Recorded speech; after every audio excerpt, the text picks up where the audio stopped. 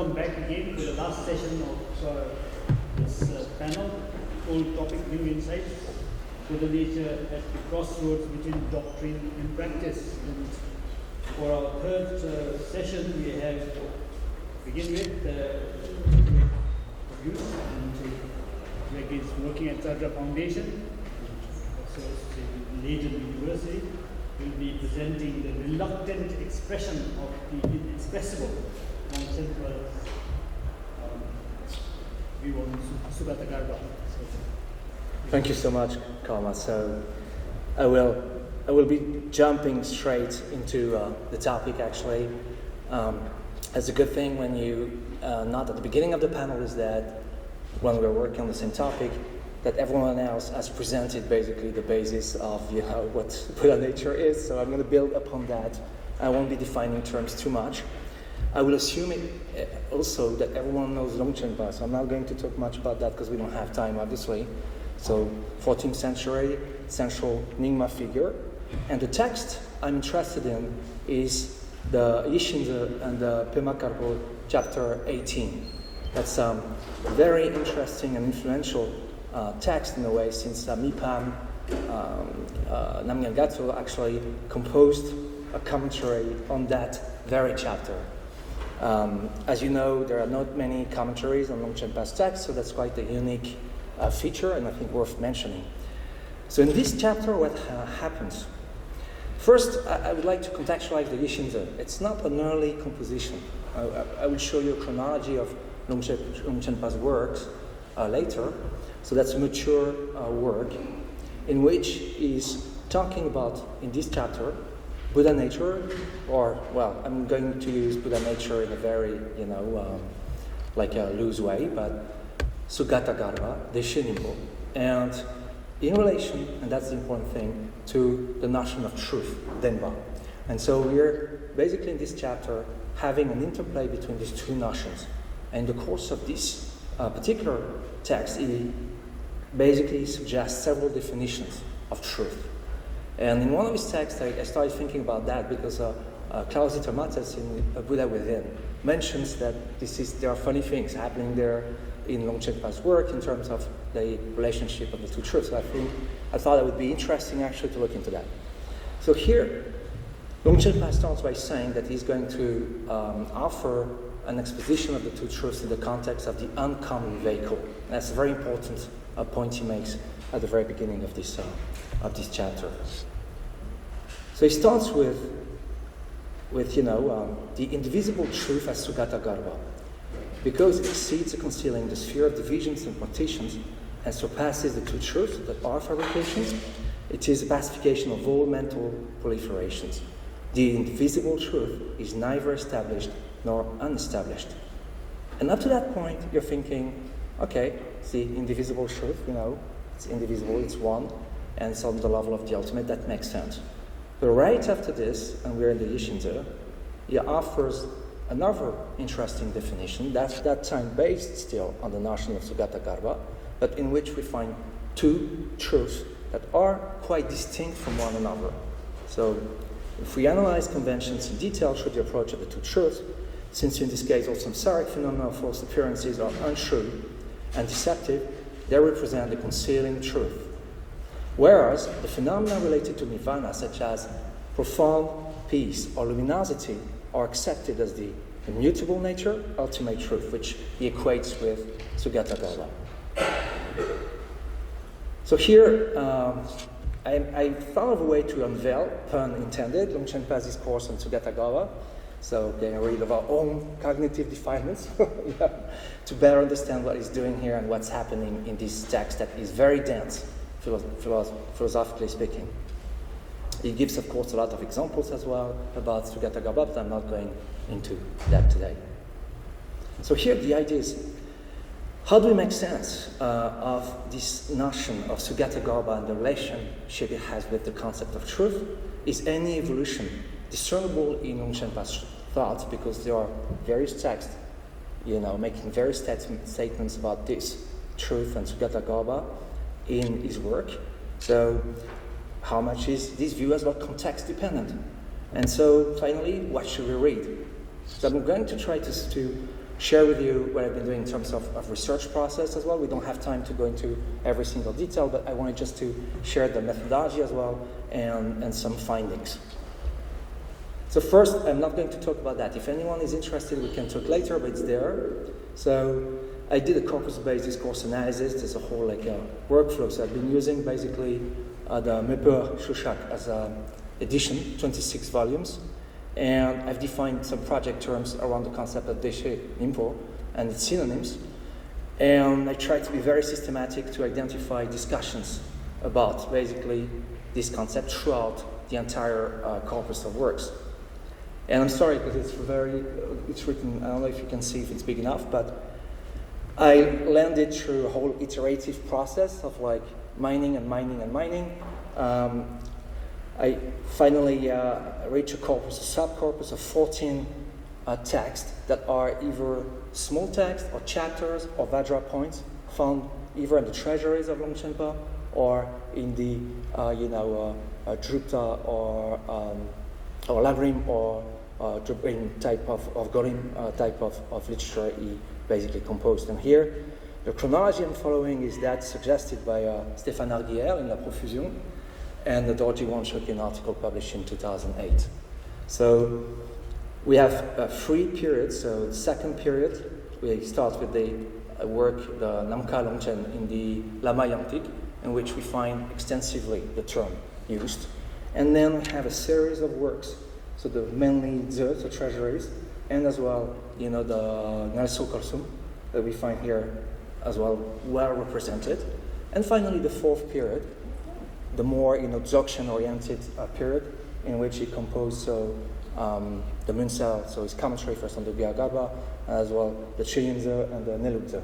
So we don't have really the Nelubze here, but we do have the introduction, for example, in first chapter of the Cheyinze, the Lunkiterze, so the commentary to that. Otherwise, of course, as expected, lots of information in basically the commentaries to the Nyaso Kolsum work. So principally for the Semen Nyaso, we have the Shinta Chenpo, and then for the Gyumang Nyaso, we have the Shinta Songpo. And these two are as well here. We have the Drupta Dze, so that Klaus worked on in his monograph. And so what I did here is I tried to find a way to take a deeper dive into this and see what's going on here. What is basically Longchenpa doing when he's using the concept of deshe nimpo. And here I'm going to skip quickly these things.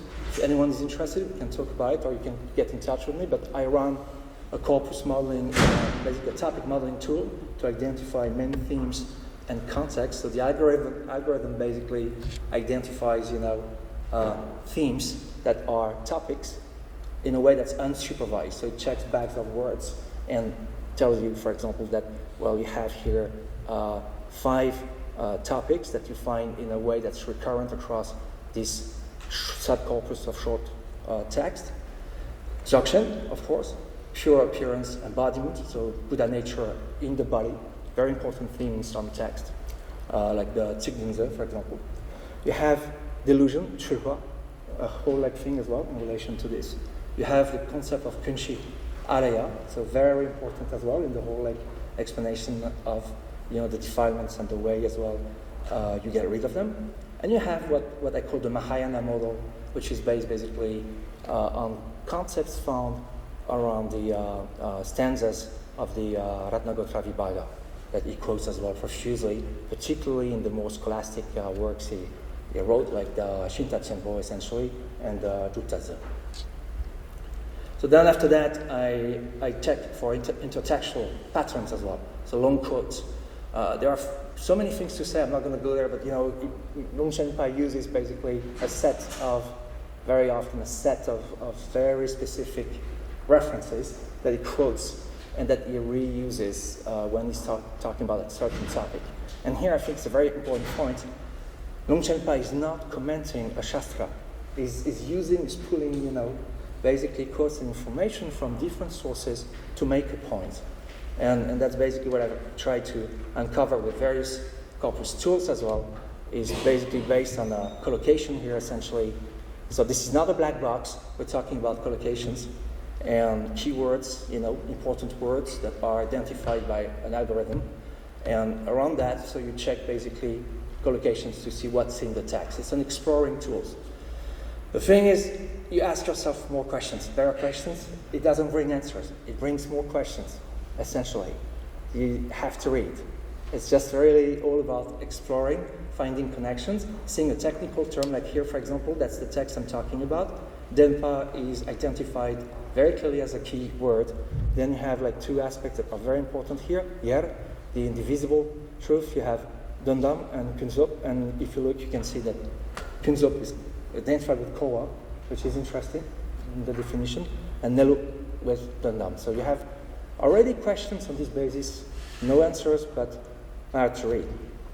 At the end of the day, I basically obtained this table, which is the various topics here in each column, and how the algorithm identifies the presence of these topics across each work. Meaning, you have an idea of what are the works you have to read if you want to understand, for example, when he's talking about, for example, the Mahayana, the Buddha nature in the Mahayana context.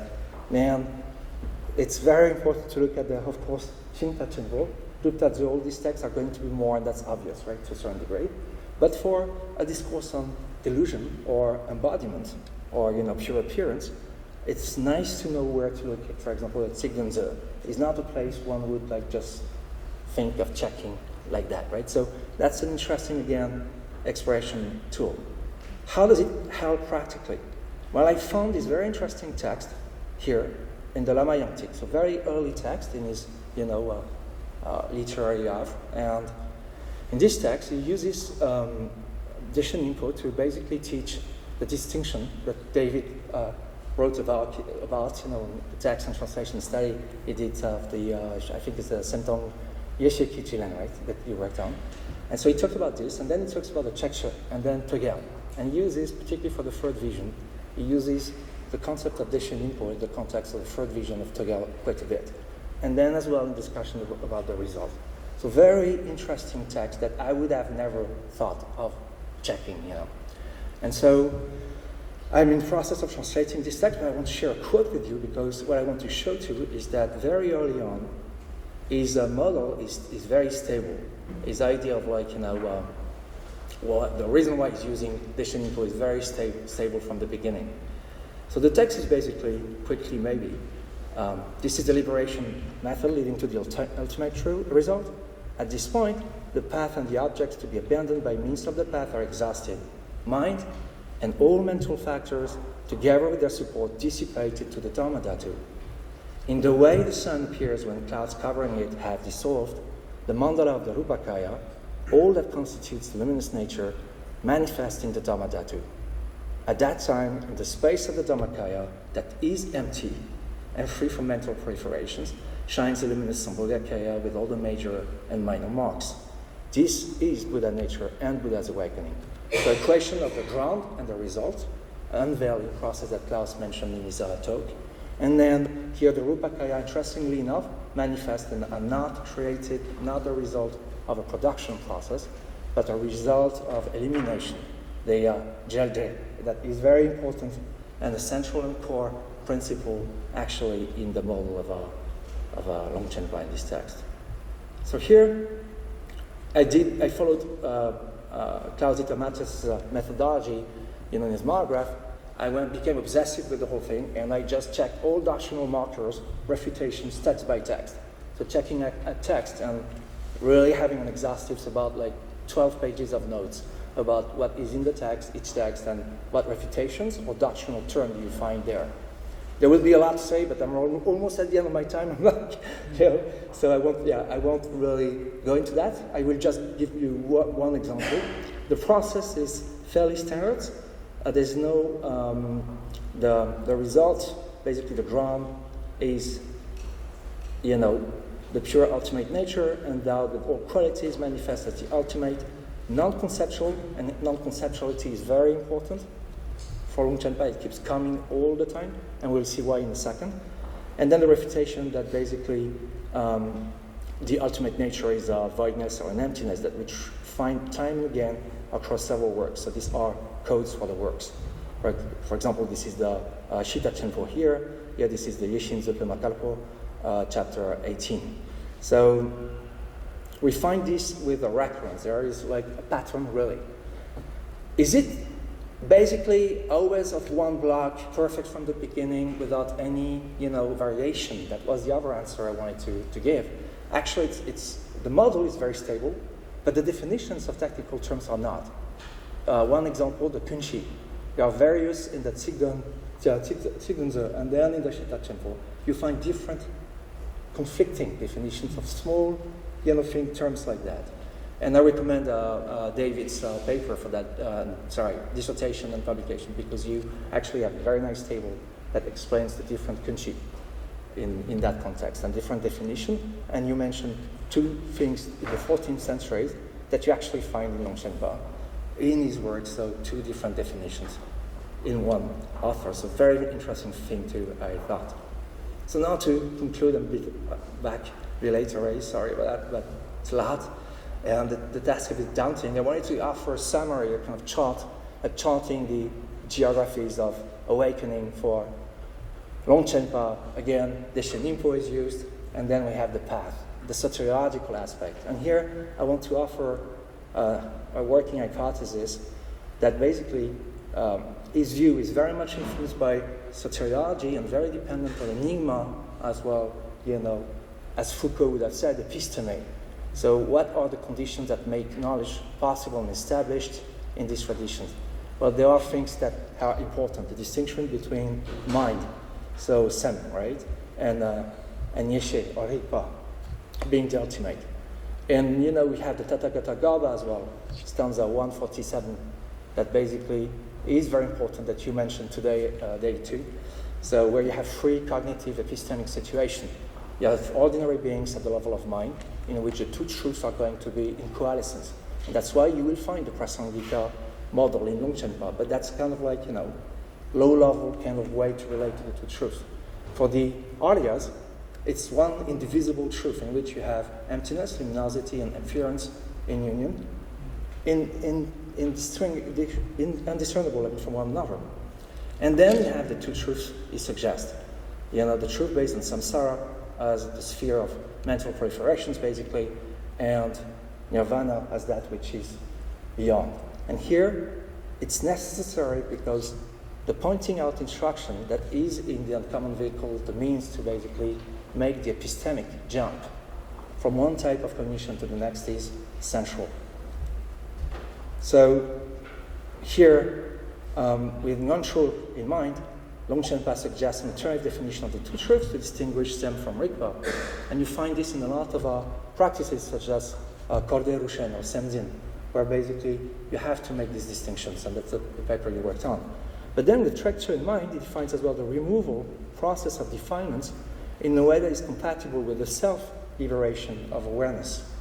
Basically, this is this unveiling process of elimination, that gshegs, that is like central as well.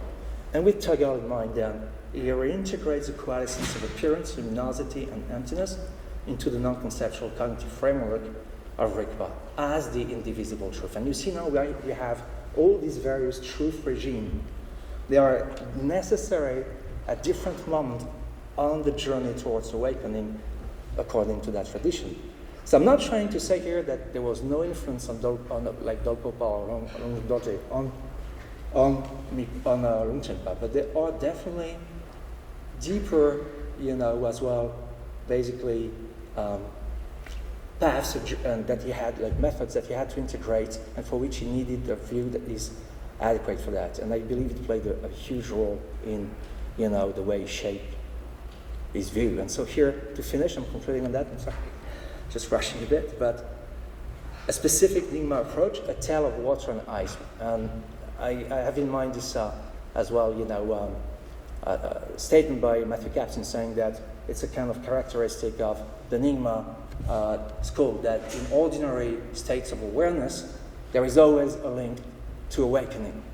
And here, Longchenpa is resizing the idea that since the two truths in that model are separated, basically, you can't say that samsara as well occurs within sugatagarbha. So you have here the whole relationship of how can beings be Buddhas and all that, right? So the answer is, well, just like limpid, transparent water, free from all impurities, is turned into ice as hard as stone because of the winter wind, in the same way, because of cognitions arising in terms of apprehender and apprehended from within the primordial state, there is a perception that this primordial state manifests as very solid illusory appearances. In other words, the difference is not a difference of ontology in this truth model, but an epistemic jump between these two truths. And that's a very important point he's mentioning here, and I will conclude on that. Thank you.